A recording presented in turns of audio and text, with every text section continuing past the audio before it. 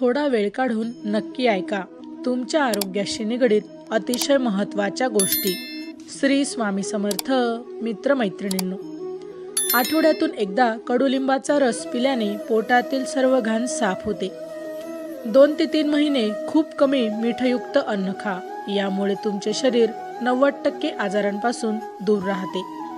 कच्चा लसूण खाल्ल्याने रक्त घट्ट होत नाही आणि शरीरात ताजे रक्त तयार होते। दुखापतीमुळे शरीरातून रक्त येत असेल तर वाहते रक्त थांबवण्यासाठी तुरटीचा वापर करू शकता। तुरटी पाण्यात बुडवून रक्तस्राव झालेल्या जागी चोळल्याने रक्त येणे थांबते।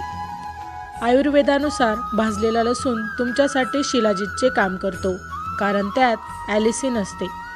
भोपळ्याच्या बिया कॅन्सर, उच्च रक्तदाब यासारख्या अनेक आजारांवर नियंत्रण ठेवतात। तुम्ही त्या भाजून पाण्यात भिजवून अंकुरित करून किंवा सलाडमध्ये घालून खाऊ शकता। तुमच्या डोळ्याखाली काळी वर्तुळे असतील तर कोरफडीचा गर आणि कच्च्या बटाट्याच्या रसाचे मिश्रण रोज रात्री झोपताना लावा। काही दिवसातच काळी वर्तुळे दूर होतील। आले, लवंग आणि वेलचीचा चहा पिल्याने थकवा दूर होतो। हातावर पिवळेपणा दिसत असेल तर तुमच्या शरीरात लोहाची कमतरता असू शकते। यासाठी तुम्ही पालक आणि डाळिंब खावे। जर तुमचे केस खूप गळत असतील तर रोज बडीशेपचे सेवन करा, केस गळणे लवकर थांबेल। पोटात दुखत असेल आणि जास्त गॅस निर्माण होत असतील तर आले आणि ओव्याचे सेवन करत राहा। दुधासोबत शिळी पोळी खाल्ल्याने साखरेची पातळी नियंत्रणात राहते आणि आत गेलेले गाल पुन्हा भरतात। मस्यावर कांद्याचा रस लावल्याने मसीचे छोटे तुकडे होतात आणि हळूहळू गळू लागतात। शेंगदाणे त्वचा आणि केसांसाठी फायदेशीर आहेत, म्हणूनच आपण दररोज मूठभर शेंगदाणे खावे।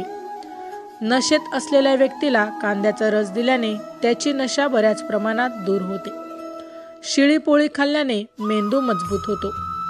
दुधात उकडलेले सुके खजूर खाल्ल्याने दुबळे माणसंही जाड होतात। दररोज चालणाऱ्या व्यक्तीचे हृदय नेहमीच मजबूत राहते। शिंगाड्यामुळे शरीरातील रक्त आणि शक्ती दोन्ही वाढते।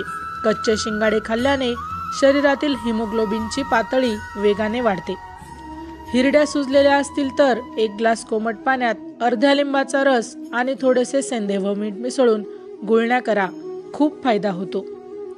तर मित्रांनो, हा व्हिडिओ आवडला असेल तर तुमच्या मित्रांबरोबर शेअर करा आणि असेच नवनवीन व्हिडिओ पाहण्यासाठी आमच्या चॅनलला सबस्क्राईब करायला विसरू नका। धन्यवाद। श्री स्वामी समर्थ।